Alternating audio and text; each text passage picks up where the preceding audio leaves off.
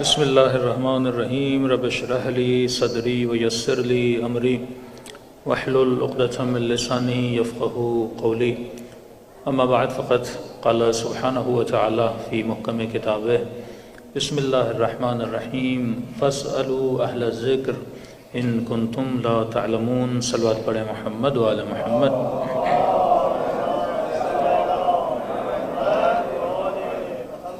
ایک مرتبہ بآواز بلند صلوات پڑھیں محمد وعلی محمد.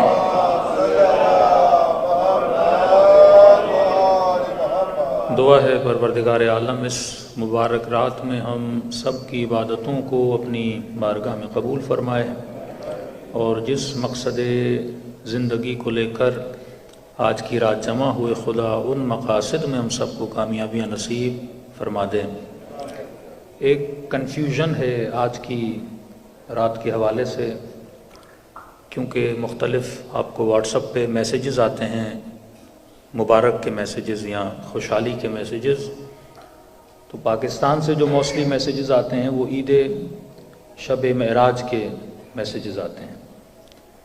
ایران میں جب ہم ہوتے تھے تو وہاں میسیج آتے تھے شب عید مبعث کے میسیجز. تو ایک کنفیوژن ہوتا ہے کہ مبعث کیا ہے اور معراج کیا ہے. کیا شب معراج ایک الگ رات ہے اور شب مبعث ایک الگ رات ہے؟ تو ایک چھوٹا سا ڈفرنس ہے اہل سنت میں اور شیعوں میں، کیونکہ اہل سنت کے یہاں جو مبعث ہے وہ ماہ مبارک رمضان میں ہے، لیکن مکتب تشیع کے یہاں جو شب مبعث ہے وہ شب 27 رجب ہے. معراج کی ہمارے ہاں اختلاف ہے کہ بعض لوگ کہتے ہیں معراج 27 کو ہے، بعض کہتے ہیں ربیع الاول میں ہے، بعض ہمارے روایات ہیں کہ معراج ماہ مبارک رمضان میں واقع ہوا ہے. تو ہمارے ہاں جو حتمی بات ہے وہ شب مبعث کی ہے. تو نارملی یہاں بھی میں نے دیکھا شیعہ شب معراج کے تو اس میں کوئی حرج نہیں ہے، لیکن جس چیز کی مبارک بادی حتمی ہے وہ شب مبعث رسول ہے کہ آج کی رات رسول گرامی مبعوث ہوئے تھے رسالت کے لیے، لہٰذا اس کی مبارکباد دی جاتی ہے. اور آج کی رات جو اعمال بھی ہم لوگ بجا لاتے ہیں وہ اعمال شب معراج کے نہیں ہیں، شب مبعث کے اعمال ہیں، جس میں زیارت امیر المومنین ہے. وہ مجلس کی آخر میں ہم کچھ اعمال کروائیں گے اور کچھ اعمال بتائیں گے جو انشاءاللہ آپ لوگ گھر جا کے انجام دیں گے. صلوات پڑھیں محمد وعلی محمد.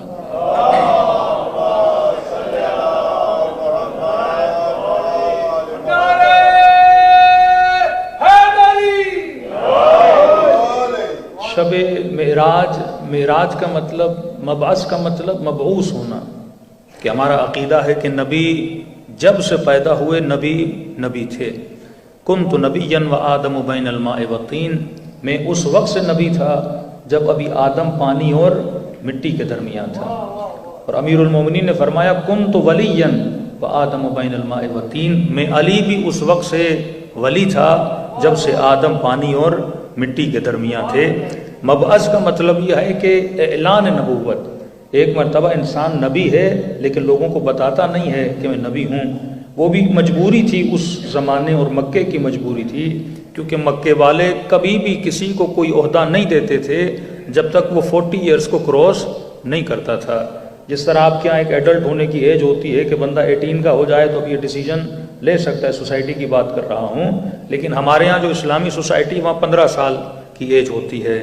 یہاں پہ مثلاً 18 سال کی یا 16 ایئرز کی ایج ہوتی ہے. اس زمانے میں بھی کسی کو اگر کوئی عہدہ ملتا تھا تو تب تک اسے وہ رسپانسبلٹی کو نہیں مانا جاتا تھا جب تک وہ 40 ایئرز کا نہیں ہو جاتا. تو اگر رسول 30 سال میں اعلان نبوت کرتے ان کی نبوت کو کوئی ایکسیپٹ نہ کرتا، 25 سال میں کرتے ان کی نبوت کو کوئی ایکسیپٹ نہیں کرتا. تو اس عرب کی سوسائٹی کو دیکھتے ہوئے اللہ نے کہا کہ 40 سال کے بعد آپ اعلان نبوت کریں گے. اور one of the reason of امامت امیر المومنین بھی یہ ہے کہ مولا علی کی ایج کم تھی.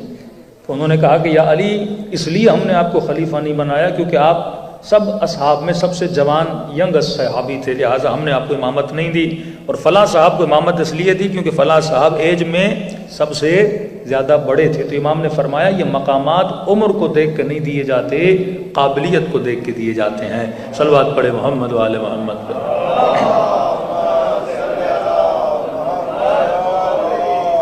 اب شب معراج جو رسول خدا کا معراج ہے اس میں بہت زبردست دلیل ہے امامت امام زمانہ کرنا. یعنی جو کرامتیں خدا نبی کو دیتا ہے، کسی مقام والے شخص کو دیتا ہے، اس میں دلیلیں بھی چھپا کے رکھتا ہے۔ اب ہو سکتا ہے کہ حضرت حجت، کیونکہ امام زمانہ کی بھی ولادت آنے والی ہے، سب سے بڑا ایکسکیوز جو ہمارے اوپر کیا جاتا ہے وہ یہ کیا جاتا ہے کہ بھائی ہم بھی مانتے ہیں کہ حضرت مہدی آئیں گے، لیکن فرق یہ ہے آپ شیعہ بولتے ہو کہ وہ پیدا ہو چکے ہیں، ہم کہتے ہیں کہ وہ پیدا ہوں گے۔ تو ایک برادر اہل سنت نے ایک نوجوان لڑکے سے سوال کیا کہ دیکھیے جناب، آپ کا عقیدہ ہے کہ حضرت مہدی پیدا ہوں گے، پیدا ہو چکے ہیں، ہمارا عقیدہ ہے کہ پیدا ہوں گے۔ اب ڈفرنس صرف اتنا ہے، مانتے آپ بھی ہو حضرت مہدی کو، مانتے ہم بھی ہیں حضرت مہدی کو، ڈفرنس یہ ہے اور جھگڑا اس بات پر ہے کہ آپ کہتے ہو پیدا ہو چکے ہیں اور ہم یہ کہتے ہیں کہ پیدا ہوں گے۔ کہ ذرا مجھے لاجیکل بات ہے، مجھے آنسر دو، ایسے امام کا فائدہ کیا جو پیدا ہو چکا ہے بٹ آپ اس سے ملاقات نہیں کر سکتے، آپ اس سے مل نہیں سکتے، آپ اس سے کوئی کوشچن نہیں پوچھ سکتے، آپ بولتے ہو حضرت مہدی ایگزسٹ کرتے ہیں بٹ میں اس سے مل نہیں سکتا، حضرت مہدی موجود ہیں بٹ میں اس سے کوشچن نہیں کر سکتا، اتنے شیعوں کے اندر اختلافات ہیں، پرابلمز ہیں، میں کسی بھی پرابلم کا سلوشن حضرت مہدی سے پوچھ نہیں سکتا۔ کہ میں تو کہتا ہوں کہ وہ پیدا ہوں گے، مطلب میں تب ملوں گا جب پیدا ہوں گے۔ تو ایسی پرسنالٹی کے ہونے کا فائدہ کیا جس سے انسان مل ہی نہ سکے؟ تو مسئلے کو ختم کر دو، تم بھی یہ بولو کہ جب وہ آئیں گے تو ملیں گے۔ اب فرق ایک ورڈ کا ہے، ہم کہتے ہیں بورن پیدا ہوگا، تم کہتے ہو ظہور ہوگا، تو تم ظہور کے بعد ملو گے، ہم پیدائش کے بعد ملیں گے۔ تو ایک ہی نظریے کو مان لیتے ہیں کہ بھائی ملیں گے تو دونوں بعد میں نا، تو یہ جھگڑا کیسا، یہ عقیدوں کی فائٹنگز کیسی کہ بھائی آپ ضد کرو کہ وہ پیدا ہوئے ہیں، ہم کہیں گے کہ پیدا ہوں گے، لیکن ایسے امام کا کوئی فائدہ تو ہے ہی نہیں جس سے انسان مل نہ سکے، جس سے انسان ملاقات نہ کر سکے۔ اب یہ بھی جوان بیچارہ پریشان ہو گیا کہ مولانا واقعی بات تو بڑی ریزنیبل ہے کہ ہم کہیں کہ وہ پیدا ہو چکے بٹ ہم ان سے مل نہیں سکتے، ہم کوئی کوشچن اور کوئی آنسر نہیں لے سکتے ان سے، ہسٹوریکل پرابلمس ہیں ان کو سالو نہیں کر سکتے، عقیدتی تھیوریکل پرابلمس ہیں وہ امام سے مل کے سالو نہیں کر سکتے، تو پھر اس عقیدے کا فائدہ کیا؟ اس کا جواب پروردگار عالم نے شب معراج کے واقعے میں دے دیا۔ میں نے کہا معراج کا وہ واقعہ ہے جو ہر امت کا مسلمان اسے مانتا ہے، سنی ہوگا وہ معراج کو مانتا ہے، شیعہ ہوگا جو معراج کو مانتا ہے، کوئی ایسا مسلمان نہیں جو شب معراج کے واقعے کو نہیں مانتا۔ اور آپ پوچھئے شب معراج کے واقعے میں ہوا کیا تھا؟ قرآن کی آیت کہتی ہے کہ رسول خدا کو نبی نے کہاں پر بلایا؟ معراج پر بلایا۔ کس عالم میں بلایا؟ روایت لکھتی ہے کہ رسول خدا وضو کر رہے تھے اور فرماتے جب معراج پر بلایا، وہ جو وضو کا پانی تھا، وہ جو پانی کے قطرات تھے، وہ قطرات وہیں پہ رک گئے۔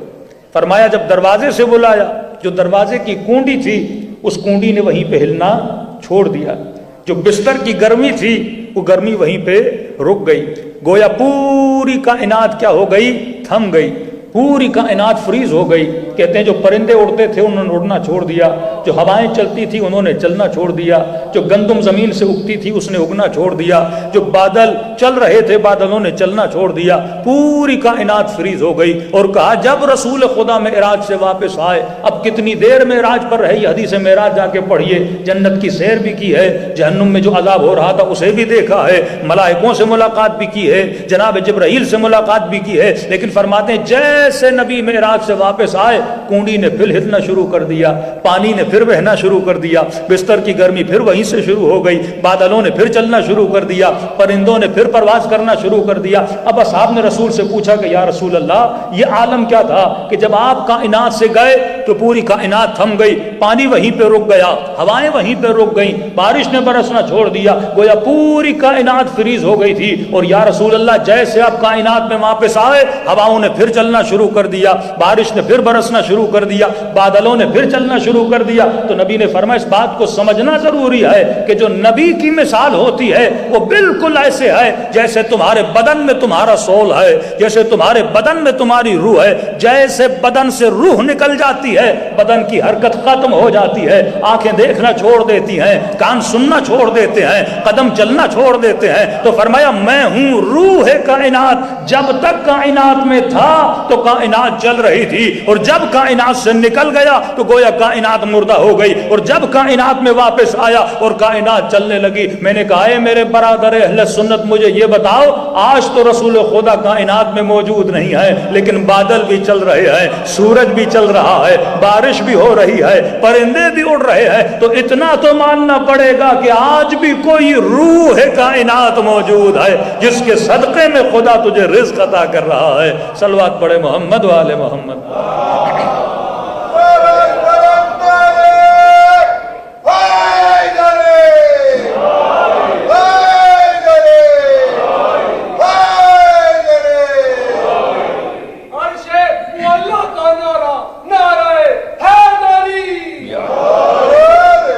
اگر پوری کائنات میں یہ بارش کے قطرات بہ رہے ہیں، یہ کس کے صدقے میں ہے؟ یہ روح کائنات کے صدقے میں ہے۔ ہر چیز کا سول ہوتا ہے، باڈی کے اندر سول ہے، روح موجود ہے، کائنات کے اندر بھی ایک سول ہے، اور وہ سول کیا ہے؟ جس کو مختلف الفاظ میں کبھی قطب اعظم بولا جاتا ہے، کبھی امام بولا جاتا ہے، کبھی ولی بولا جاتا ہے۔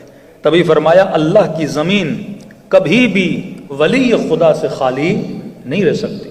ایک ملی سیکنڈ کے لیے بھی اگر ولی خدا کائنات سے چلا جائے تو کائنات تباہ ہو، برباد ہو جائے۔ یہ اللہ کی رحمتیں جو نازل ہوتی ہیں، وہ بارش کی صورت میں ہوں، وہ رزق کی صورت میں ہوں، وہ چاند کی گرمی کی صورت میں ہوں، وہ ستاروں کی چمک کی صورت میں ہوں، یہ سب اس لیے ہیں کیونکہ کائنات میں کوئی روح خدا موجود ہے۔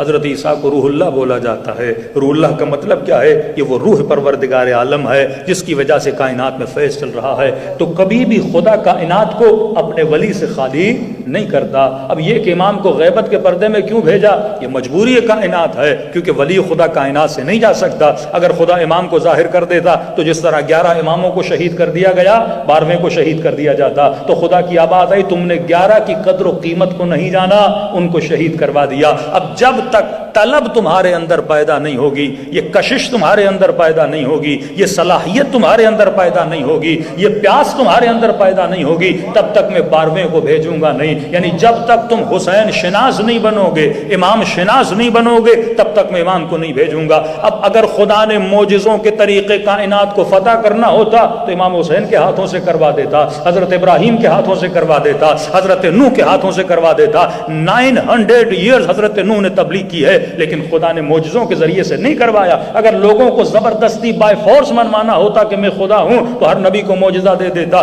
خدا کبھی کبھی عذاب بھیجتا تھا تاکہ دوسری قوموں کے لیے اللہ عبرت بنا دے کہ دیکھو انہوں نے یہ اعمال کیے تھے، میں نے عذاب بھیجا تھا۔ لیکن اس رسول خدا کی نبوت کے بعد اللہ نے عذاب بھیجنا بھی چھوڑ دیا، پر میں بار بار میں عذاب بھی نہیں بھیجوں گا۔ یہ قرآن تمہارے لیے حجت ہے، یہ عقل تمہارے لیے حجت ہے، واقع کربلا تمہارے لیے حجت ہے، شہادت امام موسیٰ کاظم تمہارے لیے حجت ہے۔ یہ سارے معجزے میں تمہیں دکھا رہا ہوں، اور پوری قرآن میں ساری قوموں کی عادتیں بتا رہا ہوں کہ کس قوم نے کیا کیا تھا عذاب میں ہوئے تھے، کس نے کیا کیا کہ اسے فلاح ملی۔ جناب حر کا واقعہ ہمارے لیے حجت ہے، جناب حبیب کا واقعہ ہمارے لیے حجت ہے کہ دیکھو قوموں نے ترقی کی اپنے اعمال کی بنیاد پہ، قومیں تباہ و برباد ہوئیں اپنے اعمال کی بنیاد پہ۔ اب بندہ یہ بولے میں لا الہ الا اللہ پڑھتا ہوں تو میں نے ترقی کیوں نہیں کی، اور انگریز لا الہ الا اللہ نہیں پڑھتا اس نے ترقی کیوں کی؟ تب میں تجھے اصول بتا رہا ہوں، بائس الانسان الا ما سعی، جو محنت کرتا ہے میں اسے نتیجہ دیتا ہوں۔ اب محنت کافر بھی کرے گا نتیجہ دوں گا، محنت مسلمان کرے گا ڈبل نتیجہ دوں گا۔ یہ نہیں کہ تم صرف زبان سے میرا ذکر کرو اور نعمتیں تمہیں ملتی جائے، عمل بھی کرو، فکر بھی کرو، اور ساتھ میں ذکر بھی کرو، پھر خدا تجھے کیا دے گا؟ نعمتیں عطا کرے گا۔ تو جب تک قوموں میں صلاحیتیں پیدا نہیں ہو جاتی تب تک امام کا ظہور نہیں ہوتا۔ اب رسول خدا کو معراج پر بلایا، معراج بھی اتمام حجت تھی۔ جب نبی معراج سے واپس آئے، فرماتے جب واقعات کو سنایا، کئی ایسے اصحاب تھے جنہوں نے واقعات کو سن کے وہ بے ہوش ہو جاتے تھے۔ جب جہنم کا ذکر کرتے تھے، جب جنت کا ذکر کرتے تھے، نعمتوں کو سنتے تھے تو رغبت ہوتی ہے جنت کی طرف۔ جہنم کو سنتے ہیں تو انسان کے وجود میں ڈر پیدا ہوتا ہے۔ پہلے ان دو چیزوں کو سمجھنے کی کوشش کریے۔ ہماری پوری زندگی کو کنٹرول اگر کرتی ہیں وہ دو چیزیں کرتی ہیں، یا محبت یا نفرت، یا ڈر یا محبت۔ مثلاً آپ گاڑی چلاتے ہیں، یہاں پہ پاکستانی لوگ بھی ہیں، کچھ افغانی بھی ہیں، بہرحال جو بھی مسلم کنٹری سے یہاں پہ آیا ہے ان کے لیے مثال دے رہا ہوں. آپ گاڑی چلاتے ہو مثلاً یو کے میں، اور آپ کے سامنے ایک ریڈ سگنل آیا، آپ نے گاڑی کو روک لیا، تو ہم نے کہا جناب کتنا مہذب ہے، بڑا سویلائزڈ ہے، یہ ریڈ سگنل کے سامنے رک گیا. اور یہی بندہ جو پاکستانی یہاں پہ ریڈ سگنل کے سامنے رک رہا ہے، یہ واپس کراچی گیا، لاہور گیا، تہران گیا، وہاں پہ ریڈ سگنل کو توڑتا ہوا آگے بڑھ گیا. کیا سمجھ نہیں آیا ودن 1 ویک انسیویلائزڈ کیسے ہو گیا؟ کہ پھر وہی بندہ پاکستان سے واپس آتا ہے انگلینڈ، ودن 1 آور سیویلائزڈ ہو جاتا ہے. یہ کوئی جادو کی چھڑی ہے کہ 20 سال انگلینڈ میں رہنے کے بعد بھی جب پاکستان جاتا ہے تو سگنل توڑتا ہے، اور وہاں سے یہاں آتا ہے تو انسان کا بچہ بن جاتا ہے. ودن 1 ڈے وہ سگنل کے سامنے رک جاتا ہے. یہ کون سا پاور ہے جس نے اس کو اتنا بدل دیا؟ یہ کون سی طاقت ہے جس نے انسان کو اتنا سیویلائزڈ بنا دیا؟ بولا جاتا ہے نا مسلم سوسائٹیز موسٹ انسیویلائزڈ سوسائٹیز ہیں، اور ویسٹرن سوسائٹیز سب سے زیادہ سیویلائزڈ سوسائٹیز ہیں. یہاں آپ کو سیویلائزڈ کون بنا رہا ہے؟ اور وہاں جب آپ انسیویلائزڈ بن جاتے ہو، وہ کون سی چیز ہے جو آپ کو انسیویلائزڈ بنا رہی ہے؟ یہ کانسیپٹ آف جہنم اور جنت انسان کو سیویلائزڈ بنانے کے لیے، کیونکہ اگر ڈر نہ ہو تو انسان سیویلائزڈ نہیں بنتا، لالچ نہ ہو تو انسان سیویلائزڈ نہیں بنتا. 2 چیزیں آپ کو سیویلائزڈ بناتی ہیں. پیسے کی لالچ انسان کو سیویلائزڈ بناتی ہے، پیسے کے کھونے کا ڈر انسان کو سیویلائزڈ بناتا ہے. میں نے سوال کیا کسی بندے سے آسٹریلیا، میں نے کہا رات کے 2 o'clock ایٹ نائٹ، آدھی رات میں مڈ نائٹ میں ایک گاڑی بھی نہیں ہے، بٹ آپ رکے ہوئے سگنل کے سامنے. میں نے کہا پاکستان میں رکو گے؟ کہ نیور مولانا، کبھی نہیں رکوں گا وہاں. میں نے کہا یہاں کس نے آپ کو روکنے پر مجبور کیا؟ کہ مولانا اسی چیز نے مجبور کیا جس چیز کی خاطر میں آسٹریلیا آیا تھا. میں نے کہا کیوں آئے تھے؟ کہ ڈالر کمانے. اگر سگنل توڑوں گا تو میں ڈالر کماؤں گا. صبح سے شام تک محنت کرتا ہوں، 1 گھنٹے کا 15 پاؤنڈ ملے یا 20 پاؤنڈ ملے یا 25 پاؤنڈ ملے، اور ایک سگنل توڑنے پہ مجھے 70 پاؤنڈ کا فائن لگ جائے مولانا، تو میرا پیسہ چلا جائے گا. تو قوم سیویلائز بن رہی ہے کس بنیاد پہ؟ مال کی محبت کی بنیاد پہ. اب یہ محبت جب ہو جاتی ہے تو وہ ڈر پیدا کرتی ہے. جب تک محبت نہیں تو آپ کے وجود میں فیئر نہیں. میرا بچہ ہے، میرا بیٹا ہے، میری ڈاٹر ہے، اگر محبت ہے تو میرے دل میں فیئر ہوگا کہیں اس کا ایکسیڈنٹ نہ ہو جائے. اگر محبت ہوگی تو ڈر ہوگا کہیں یہ جہنمی نہ بن جائے. اگر محبت ہوگی تو ڈر ہوگا کہیں یہ بیمار نہ ہو جائے. اگر محبت ہے تو ڈر ہوگا کہیں یہ بچہ راستہ بھٹک نہ جائے. لہٰذا 24 گھنٹہ میں اسے سمجھاؤں گا بیٹا یہ چیز کھانا، یہ چیز نہ کھانا، یہاں پہ جانا، یہاں پہ نہ جانا، یہ بک پڑھنا، یہ بک نہ پڑھنا، ٹی وی پہ یہ پروگرام دیکھنا، یہ پروگرام نہ دیکھنا، کیونکہ میرے دل میں کیا ہے؟ محبت ہے. اس محبت نے کیا پیدا کیا میرے دل میں؟ ڈر کو جنم دیا. جتنی محبت زیادہ ہوتی ہے اتنا ڈر زیادہ ہوتا ہے. فلسفہ فلسفی آف جہاد کیا ہے؟ اللہ کی محبت، اور اس محبت کے لیے سب کچھ قربان کر دینا. کیونکہ جس سے آپ کی محبت ہوتی ہے اسی کے لیے آپ سیکریفائی کرتے ہو. محبت نہیں تو سیکریفائی نہیں. آج بچوں کے لیے سیکریفائی کر رہے ہو کہ نہیں کر رہے ہو؟ کئی والدین ہیں جو ان کنٹریز میں مشکلات کے دوچار ہیں لیکن کہتے ہیں مولانا اپنے بچوں کی خاطر یہاں رکے ہوئے ہیں.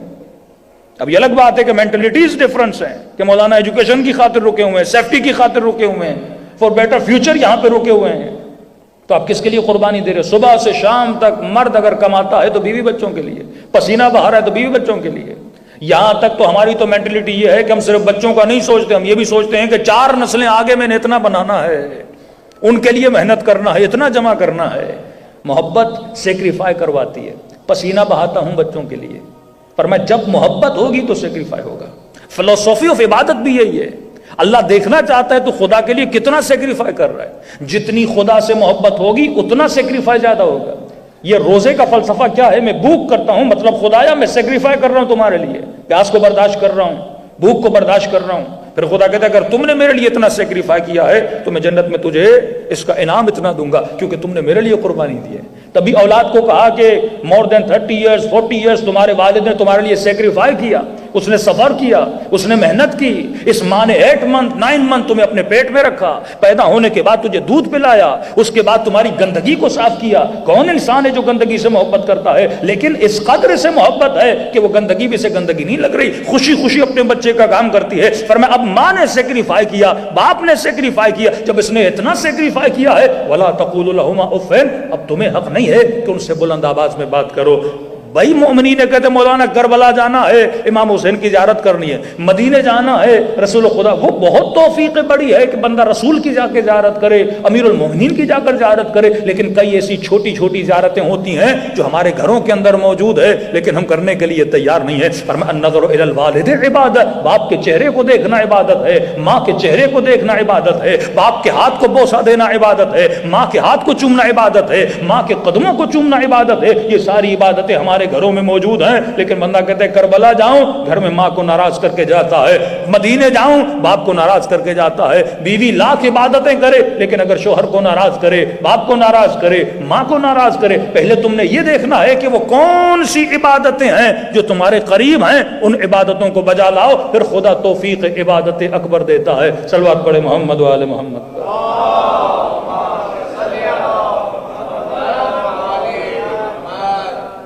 دو میم اردو کے لفظ ہیں، میم ایم سے آتا ہے، 2 میم یاد رکھیے، کیونکہ ہمارے ہاں کئی ایسی روایات ہیں جن کو سمجھانے کی کوشش نہیں کی جاتی، اور روایت اگر انسان کی سمجھ میں نہ آئے تو اس کا کوئی فائدہ نہیں ہے۔ کمیونیکیشن انسانوں کے بیچ میں جو ہوتی ہے وہ ورڈز کے ذریعے ہوتی ہے۔ اگر یہاں پہ کسی کو اردو نہیں آتی، یہاں پہ امام زمانہ بھی آ کے بات کریں، اور اگر کسی کو عربی نہیں آتی اور امام عربی میں بات کریں تو کوئی فائدہ نہیں ہے۔ مولا کی اتنی بڑی نہج البلاغہ لیکن عربک میں ہے، آپ اٹھاؤ گے ایک لفظ آپ کی سمجھ میں نہیں آئے گا۔ تو جو کمیونیکیشن انسان کی بٹوین ہوتی ہے وہ ورڈز کے ذریعے ہوتی ہے، اور ورڈز کی میننگ اگر آپ کو غلط سمجھ میں آ گئی تو آپ کا پورا کانسیپٹ کیا ہو جاتا ہے، خراب ہو جاتا ہے۔ ایک ہی ورڈ ہے، من کنت مولا فہذا علی المولا، جس کا میں مولا اس کا علی مولا۔ اب لفظ مولا سے اہل سنت نے لیا فرینڈ، دوست، ہم نے لیا امام۔ ایک ہی لفظ کسی کو سنی بنا رہا ہے، ایک ہی لفظ کسی کو شیعہ بنا رہا ہے۔ تو جب تک لفظ کلیئرلی انسان کو سمجھ میں نہ آئے انسان کی زندگی آباد نہیں ہوتی۔ فرمایا کہ آخری زمانے میں دجال آئے گا، اور دجال کے بعد امام زمانہ کا ظہور ہوگا۔ اب چھوٹے چھوٹے بچے ہوتے ہیں، بکس پڑھتے ہیں، کہتے ہیں مولانا دجال کون ہے، دجال کیسا دکھتا ہے؟ تو بچوں نے آج کل موویز بھی دیکھی ہوئی ہیں، کہیں پہ بیٹ مین، کہیں پہ آئرن مین، تو یہ کانسیپٹ کریٹ ہوگا دجال کوئی ایک آدمی ہے جو سپر ایکسٹرا آرڈنری پاورز رکھتا ہوگا۔ تو دجال کیسا ہوگا کہ دجال کی ایک آنکھ ہوگی، سنگل آئی والا ہوگا، جو بعض اوقات ڈالر پہ آپ کو دکھائی جاتی ہے ایک آنکھ۔ تو کسی نے اچھا سوال کیا کہ مولانا آج 2 آنکھوں والے کچھ نہیں کر پا رہے تو ایک آنکھ والا کیا کرے گا؟ 2 آنکھوں والے کچھ نہیں کر پا رہے، ایک آنکھ والا دجال پھر کیا کرے گا؟ اور فزیکلی جس کی ایک آنکھ ہے وہ ایب نارمل ہے، تو ایک ایب نارمل بندہ پیدا ہوگا، وہ کائنات کو کیا کرے گا؟ یا فرمایا کہ سفیانی آئے گا۔ اب سارے انتظار میں کوئی بندہ آئے گا جس کا نام نیمڈ بائی سفیانی نہیں۔ جب بھی قرآن بات کرتا ہے اور حدیث بات کرتی ہے، حدیث میں کسی شخص کی، کسی پرسن کی بات نہیں ہوتی، وہاں پہ صفت کی بات ہوتی ہے۔ خدا نے کبھی نہیں بتایا کہ مثلا فلاں فلاں فلاں پہ لعنت بھیجو، نہیں، قرآن میں صفت بتائی ہے کہ اللہ کی لعنت ہے جھوٹوں پر، اللہ کی لعنت ہے ظالموں پر۔ اب یہ نہیں کہا کہ یزید پہ لعنت ہے، ایون پورے قرآن میں یہ بھی نہیں کہا کہ ابلیس پہ لعنت ہے۔ کہا بسم اللہ سے پہلے کہو کہ شیطان پہ لعنت ہے۔ کبھی سوچا اللہ یہ کیوں نہیں کہتا کہ ابلیس پہ لعنت بھیجو؟ ابلیس نیم ہے، شیطان صفت ہے۔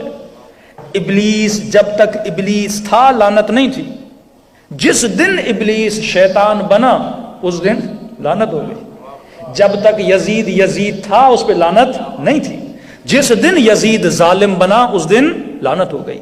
جس دن کوئی انسان جھوٹ بولتا ہے لعنت آ جاتی ہے۔ جس دن ظلم کرتا ہے لعنت آ جاتی ہے، جس دن چوری کرتا ہے لعنت آ جاتی ہے، جس دن شراب پیتا ہے لعنت آ جاتی ہے، جب ہمارے اندر بری صفت آتی ہے لعنت آ جاتی ہے، ورنہ ایز اے پرسن کوئی انسان برا نہیں ہے۔ یزید بھی اپنے ماں کی گود میں پیدا ہوا، ایک بچے کی حیثیت رکھتا تھا۔ حبیب بھی اپنی ماں کی گود میں پیدا ہوا، ایک بچے کی حیثیت۔ حبیب کو حبیب کس نے بنایا؟ حبیب کی اچھی صفت نے حبیب بنایا۔ یزید کو یزید کس نے بنایا؟ یزید کی بری صفت نے یزید کو یزید بنایا۔ تبھی پورے قرآن میں خدا رسول کو 5 ٹائم صرف نام سے پکارتا ہے، اور more than 100 ٹائمز رسول کو صفت کے نام سے پکارتا ہے۔ تو قرآن جب جنت میں بھی بندہ جاتا ہے نام کی خاطر نہیں، نام دنیا کا آسان ترین کام ہے نام رکھنا۔ آپ اپنے بچے کا نام رکھ دیا مثلا سخی علی، شیر علی، اب ضروری تھوڑی ہے بچہ شیر بھی ہو، پتہ چلا بڑا ہوا چوہے کو دیکھ کے بھاگ گیا، نام رکھا شیر علی۔ کہ مولانا میرا بیٹا ہے نام ہے سخی علی، پتہ چلا 1 نمبر کا کنجوس ہے۔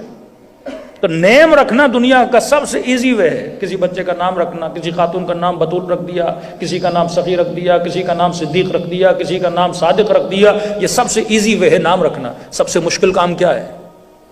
اس نام کی صفت کو اس بچے کے اندر ڈالنا، اس شجاعت کو اس بیٹے کے اندر ڈالنا، اس عفت و حیا کو اس بیٹی کے اندر پیدا کرنا، یہ دنیا کا مشکل ترین کام ہوتا ہے۔ اب ہم دنیا کے آسان ترین کام کر رہے ہیں۔ بچہ پیدا ہوا، ٹیلی فون کیا، مولانا نام کیا رکھوں؟ ابھی نام رکھو فاطمہ، نام رکھو حسن، نام رکھو حسین، آسان ترین کام کیا۔ اور جو صفت پیدا کرنی ہے سب سے مشکل ترین کام ہے، وہ انگریز کر رہے ہیں آج کل ہمارے بچوں کے اوپر۔ یعنی مشکل کام وہ انجام دے رہے ہیں اور آسان کام میں انجام دے رہا ہوں، حالانکہ میں نے 24 آورز کس پہ کام کرنا تھا؟ صفت پہ کام کرنا تھا۔ تو دجال جو ہے وہ ایک صفت ہے، دجال کسی پرسن کا نام نہیں ہے، دجال ایک سسٹم کا نام ہے۔ کون سا سسٹم؟ دجالی سسٹم، ایک آنکھ والا سسٹم۔ ایک آنکھ کا مطلب کیا؟ کل امام نے فرمایا کہ انسان کی عقل کا پتہ انسان کی سلیکشن سے چلتا ہے، جن کو یاد ہو کل کی مجلس۔ دجال کی جو سلیکشن ہوگی وہ سنگل آئی سلیکشن ہوگی، مطلب وہ چیزوں کو جب چوز ان پک کرے گا وہ کس بنیاد پہ کرے گا؟ ایک آنکھ کی بنیاد پہ کرے گا۔ اس کی آنکھ کیا ہے؟ فرمایا صرف اکنومیکلی آنکھ ہے، مطلب وہ تعلق بنائے گا بیس آن اکنومک، وہ رشتہ قائم کرے گا بیس آن اکنومک۔ وہ جو بھی کرے گا یہ سوچے گا کہ میں یہ کام کر رہا ہوں اس سے مجھے فائنینشیل فائدہ کتنا ہوگا۔ وہ دوستیوں میں فائنینشیل پوزیشن کو دیکھے گا، وہ رشتوں میں فائنانس کو دیکھے گا، وہ سفر میں فائنانس کو دیکھے گا۔ ایک ہمارے پارا چنار کا مومن تھا، تقریباً 22 گریڈ کا آفیسر تھا، پاکستان میں 22 گریڈ کا آفیسر، ایک اچھی خاصی اس کی تنخواہ ہوتی ہے۔ لیکن دوستوں نے ایک پاکستان میں ٹرن اوور آیا تھا کہ اس میں اکثر لوگ پارا چنار کے کوئٹہ کے موونگ ٹو دا آسٹریلیا، اور کوئی پکچر بھیج رہا ہے یہ آسٹریلیا کا جزیرہ، یہ آسٹریلیا میں مزے ہیں، یہ ہیں وہ ہیں۔ اس بندے نے آن ڈیوٹی بندہ، اتنی بڑی جاب تھی اس کی، اس نے وہ جاب چھوڑ کے اور اللیگل وے میں آسٹریلیا جانا چاہا، اور ملیشیا سے آگے وہ کشتی میں ڈوب کے مر گیا۔ خسرت دنیا والآخرہ۔ میں جو ڈیسیجن لے رہا ہوں وہ کس بیس پہ ڈیسیجن لے رہا ہوں؟ اگر صرف ایک آنکھ میرے سامنے، اس میں یہ بھی نہیں دیکھ رہا میری موت کا خطرہ ہے، یہ بھی نہیں دیکھ رہا میری جان خطرے میں ہے، صرف میں یہ دیکھ رہا ہوں کہ میں نے وہاں پہنچنا ہے کیونکہ وہاں پہ مال زیادہ ہے، وہاں پہ پیسہ زیادہ ہے، مطلب میرے ڈیسیجن صرف اگر فائنینشیل بنیاد پہ ہوئے تو میں کس سسٹم میں جی رہا ہوں؟ میں دجال کے سسٹم میں جی رہا ہوں۔ ایک سنگل مثال دیتا ہوں، ایک ملک خود کو بچانے کے لیے دوسرے ملک کو تباہ کر دیتا ہے کہ میں بچ جاؤں میری کنٹری بچ جائے، میں بچ جاؤں، لیکن اگر ایک ایٹم بم سے 65,000 لوگ مرتے ہیں تو مر جائیں، ایک ایٹم بم سے 95,000 لوگ مرتے ہیں تو مر جائیں، فلسطین میں thousands of لوگ مر جاتے ہیں تو مر جائیں، بٹ میں بچ جاؤں۔ اس سسٹم کو بولا جاتا ہے سسٹم آف سیلفشنس، جس میں انسان صرف اپنا سوچتا ہے، جس میں سیکریفائی کا کوئی کانسیپٹ نہیں ہے، صرف انسان اپنی ذات کو بچانا چاہتا ہے، مال اپنے لیے، ذات کے لیے، اپنے وجود کو بچانے کے لیے پورے سسٹم میں چلتا ہے۔ یہ سسٹم آف دجال ہے، سسٹم آف امام زمانہ، سسٹم آف رسول اللہ، جس کی دعا آپ اپنی نمازوں میں کرتے ہو کہ ربنا آتنا فی الدنیا حسنہ وفی الآخرۃ حسنہ۔ ہم 2 آنکھوں والے ہیں۔ یہ قرآن کی بیوٹی ہے کہ پورے قرآن میں جتنی مرتبہ لفظ دنیا آیا ہے اتنی مرتبہ لفظ آخرت آیا ہے۔ اب یہ کانسیپٹ بھی ختم ہوگا کہ بندہ صبح سے شام تک صرف نمازیں پڑھے، روزے رکھے، بیوی بچوں کو چھوڑ دے۔ اللہ کہتا ہے نہیں، ایسے بندوں پر بھی میری لعنت ہے جو صبح سے شام تک مسجدوں میں بیٹھے اور اپنی دنیا کو چھوڑ دیں۔ ایسے بندوں پر بھی میری لعنت ہے جو صبح سے شام تک دنیا کو لگے رہیں اور آخرت کی فکر نہ کریں. فرمایا تم دو آنکھوں والے ہو, تمہارے پاس فائنینشیل آنکھ بھی ہونی چاہیے اور آخرت کی آنکھ بھی ہونی چاہیے. جو بھی کام کرو یہ دیکھو اس سے دنیا بھی بن رہی ہے, لیکن کیا دنیا کے بننے سے میری آخرت تباہ و برباد تو نہیں ہو رہی؟ اگر آخرت بھی بچ رہی ہے اور دنیا بھی بن رہی ہے, اس کام کو کرو, وہ کام کیا ہے؟ عبادت ہے. لیکن اگر دنیا بن رہی ہے پر آخرت تباہ ہو رہی ہے, یہ کام کبھی انجام نہ دینا. تو دو میم یاد رکھیے گا, اردو کا لفظ ہے, انگلش میں آپ خود اس کی ٹرانسلیشن کر سکتے ہیں. ایک ہوتا ہے میم آف معاش یعنی اکنامک. دجال صرف اکنامک کو دیکھتا ہے, سنگل آئے فیصلہ لیتا ہے, صرف آنکھ کو بچانے کا فیصلہ لیتا ہے. اور جتنی بھی سیولائزیشنز ہیں, ویسٹرن سیولائزیشن تو بیسڈ آن اکنامک ہیں. یہ پوری سیولائزیشن آپ کو کنٹرول کرتی ہے. کس بنیاد پر؟ پیسے کی بنیاد پر. سگنل توڑو گے فائن ہوگا. میاں کو بولا جاتا ہے بیوی کے ساتھ تھوڑی اونچ نیچ کرو گے گھر تمہارا چلا جائے گا. یہ سارا ڈر اور خوف کس وجہ سے ہے؟ مال کی وجہ سے ہے. آدھی ملکیت لے لی جائے گی, پیسہ لے لیا جائے گا, یعنی آپ کے اندر خوف پیدا کیا جاتا ہے, مال کا خوف. یعنی پوری سوسائٹی کو کنٹرول کیا جاتا ہے مال کی وجہ سے. لیکن آپ قرآن اٹھاؤ گے, خدا کبھی بھی مال کا نقصان نہیں بتاتا کہ اگر نماز نہیں پڑھو گے مال کا نقصان نہیں دیتا, روزہ نہیں رکھو گے مال کا نقصان نہیں دیتا. اللہ کیا بتاتا ہے؟ آپ کے وجود میں آخرت کا خوف مناتا ہے, جسے میم آف معاد بولا جاتا ہے. ایک آنکھ معاش کی, ایک آنکھ معاد کی, یعنی آخرت کا خوف آپ کے بچوں کے دل میں پیدا کیا جاتا ہے. یہاں پہ دنیا کا خوف پیدا کیا جاتا ہے کہ مال چھوٹ جائے گا, وہاں پہ آخرت کا خوف پیدا کیا جاتا ہے. اگر مخالفت کرو گے تو جنت میں نہیں جاؤ گے, اگر یہ کرو گے تو نعمتوں سے مالا مال نہیں ہوگے. لیکن اعلیٰ ترین منزل جو امیر المومنین فرماتے ہیں کہ پروردگارا, علی نے جنت کی لالچ میں تیری عبادت نہیں کی, علی نے جہنم کے خوف میں تیری عبادت نہیں کی. جو عبادت لاجک سے ہوتی ہے, فرمایا علی نے تیری عبادت اسی لیے کی کیونکہ علی نے تجھے لائق عبادت پایا تھا. صلوات پڑھے محمد والے محمد.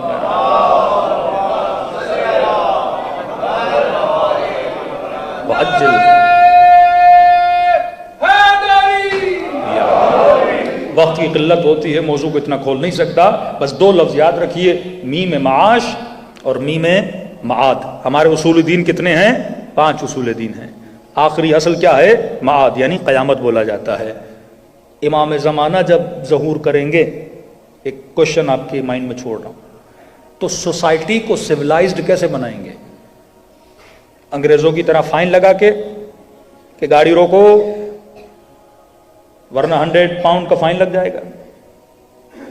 اچھا جناب گاڑی کیوں؟ کئی مومنین کہتے ہیں مولانا یہاں سے چلتے ہیں بھائی, کیونکہ یہاں کیمرہ نہیں ہے. یہ آئے ہے نا, کون سی آنکھ دیکھ رہی ہے؟ کیمرے کی آنکھ. دجالی آنکھ دیکھ رہی ہے. دجال ہمیشہ نقصان کس چیز کا دیتا ہے؟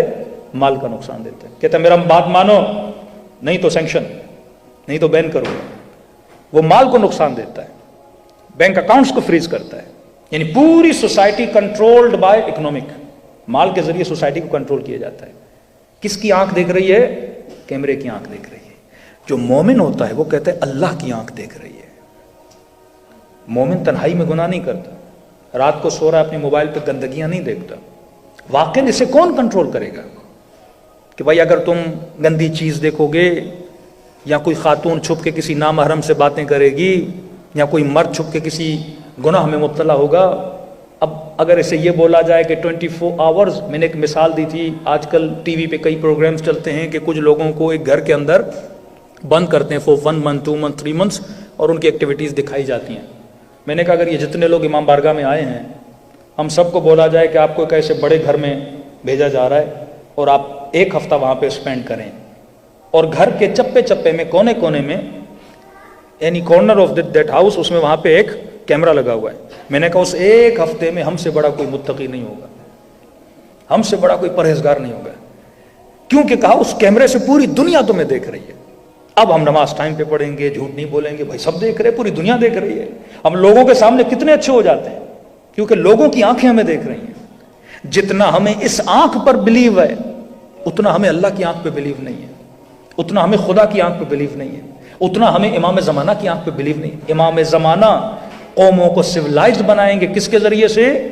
قیامت کے عقیدے کو اتنا مضبوط کر دیں گے کہ یہ جوان اگر تنہائی میں بھی ہوگا کہے گا میرا رب مجھے کیا کر رہا ہے, دیکھ رہا ہے. تبھی فرمایا بچوں کو قرآن, نماز, روزہ, امامت سب کچھ سمجھانے سے پہلے انہیں توحید سمجھاؤ. اگر خدا ان کی سمجھ میں آ گیا, اگر اللہ پر بلیو ان کا مضبوط ہو گیا، تمہارا بچہ خود جا کے نماز پڑھے گا، تمہیں فورس کرنے کی ضرورت نہیں ہے. تمہاری بیٹی خود جا کے حجاب کرے گی، تمہیں کوئی اسے فورسفلی بولنے کی ضرورت نہیں ہے، کیونکہ اگر اس کا بلیف پروردگار عالم پر مضبوط ہو گیا. اب مسئلہ یہ ہے کہ آج کسی مومن کو اٹھا کے بولو اللہ کے وجود پہ 2 دلیلیں دو، کہتے ہیں مولانا مجھے نہیں پتا. بھائی جب تمہیں نہیں پتا تو بچے کو کیسے پتا ہوگا؟ تو جب تک اپنی تھیوریز کو ہم کلیئر نہیں کریں گے تو جس نظام میں ہم نے زندگی بسر کرنی ہے وہ نظام امام زمانہ ہے. ایک واقعہ اور چند اعمال کی طرف جاؤں. رسول جب معراج پر گئے، نبی فرماتے ہیں ایک ملک کو میں نے دیکھا، ایک فرشتہ تھا. اب کئی واقعات ہیں اس میں، عذاب بھی دیکھے، جنتیں بھی دیکھیں، فضائل اہل بیت بھی ہیں، لمبی حدیث معراج. فرماتے ہیں ایک فرشتے کو میں نے دیکھا جس کی thousands of billions of fingers تھیں، انگلیاں تھیں. اب شاید اس زمانے کے مسلمز کو سمجھانے کے لیے نبی نے ایسے ایگزامپل دی ہے. تو میں نے کہا تمہارا کام کیا ہے، تمہاری ڈیوٹی کیا ہے؟ کہتے یا رسول اللہ، زمین پر جتنے بارش کے قطرات ہوتے ہیں ہر ڈراپ کو کاؤنٹ کرنے کی مجھے صلاحیت موجود ہے. مطلب اگر لندن میں بارش ہو رہی ہے تو اللہ اگر پوچھے کہ کتنے قطرے بارش کے بہے تو میں بتا سکتا ہوں. جتنے درخت ہیں، ٹریز ہیں، ان کے جتنے پتے ہیں، ہر پتا جب گرتا ہے یا رسول اللہ مجھے گننے کی صلاحیت موجود ہے. جتنے پرندے ہیں مجھے پتا ہے کتنے ہیں. سمندر میں جتنی اللہ کی مخلوق ہے مجھے پتا ہے کتنی مخلوق ہے. نبی نے فرمایا اتنی طاقت ہے کہ تم ہر چیز کو گن لیتے ہو؟ کہاں یا رسول اللہ، آپ ایچ اینڈ ایوری تھنگ جو بولو گے میں کاؤنٹ کر کے بتاؤں گا. وہ کیا ہے؟ نبی نے فرمایا مجھے یہ بتاؤ کوئی ایسا عمل، کوئی ایسا ثواب ہے جسے تم گن نہیں سکتے، جو کاؤنٹیبل نہیں ہے، مطلب اتنا زیادہ ہے؟ کہتا جی یا رسول اللہ، جب آپ پر، آپ کی آل پر کوئی صلوات بھیجتا ہے اس کے ثواب کو میں گن نہیں سکتا. صلوات پڑھے محمد وعلیہ.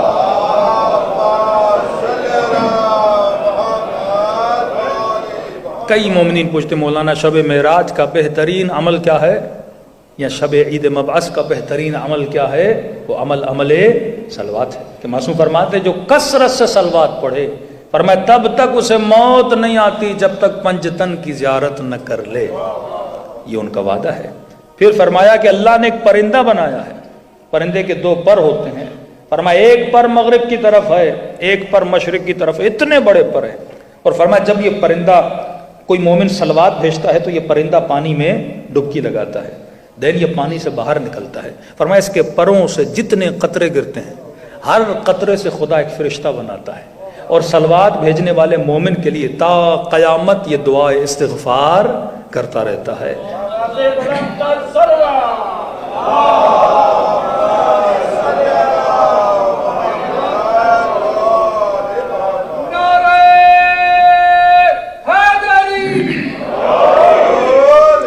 کل کیونکہ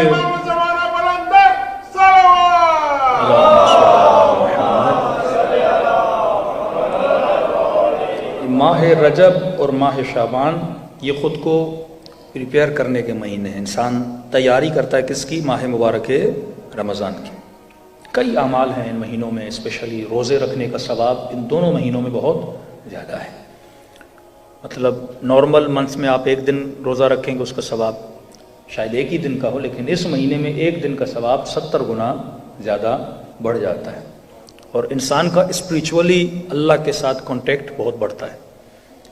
آج کل لوگ اپنے آپ کو خوبصورت بنانے کے لیے، اس پہلے تو تھا کہ عورتیں خود کو خوبصورت بناتی تھیں، تو لیکن اب تو فرق ہی ختم ہو چکا ہے. کئی مرد بھی ہیں جو کریمیں لیتے ہیں اپنی اسکن کو شائن بنانے کے لیے، اچھی بات ہے، کوئی بری بات نہیں ہے. لیکن کسی نے معصوم سے پوچھا کہ مولا اگر میں اپنے چہرے کو شائن کرنا چاہوں تو کیا کروں؟ آپ دنیا کی کریم لگاؤ گے 10 منٹس، اچھے سے اچھا فیشل کرو گے 1 دن 2 دن، اسکن پھر ویسی کی ویسی ہو جائے گی. تو معصوم نے فرمایا جو متواتر لگاتار وداؤٹ اینی وقفہ 40 ڈیز تک صبح کی نماز ٹائم پہ پڑھے، فرمایا میں وعدہ دیتا ہوں اللہ اس کے چہرے کو شائننگ فیس بنا دے گا، نورانی چہرہ بنا دے گا. تو ایک سفیدی ہوتی ہے انگریزوں والی سفیدی، ایک سفیدی ہوتی ہے اللہ کے نور والی. جس سفیدی میں کشش بھی ہوتی ہے، لوگ آپ کی طرف نورانی طور پر، قلبی طور پہ اٹریکٹ بھی ہوتے ہیں اور روحانی طور پہ آپ سے محبت بھی کرتے ہیں. جیسے آیت اللہ العظمیٰ بہجت کا فیس ہوتا ہے امام خمینی کا. یعنی امام خمینی کے لیے تو یہ کہ لوگ سامنے بیٹھ کے دیکھتے تھے اور روتے تھے، مطلب اتنی اس کے فیس میں اٹریکشن تھی. تو یہ 2 مہینے بڑے اہم مہینے ہیں. ان مہینوں کی قدر و قیمت کو جانا کریں. ان مہینوں کی عبادات کی بہت زیادہ فضیلت ہے. اگر انسان فضیلت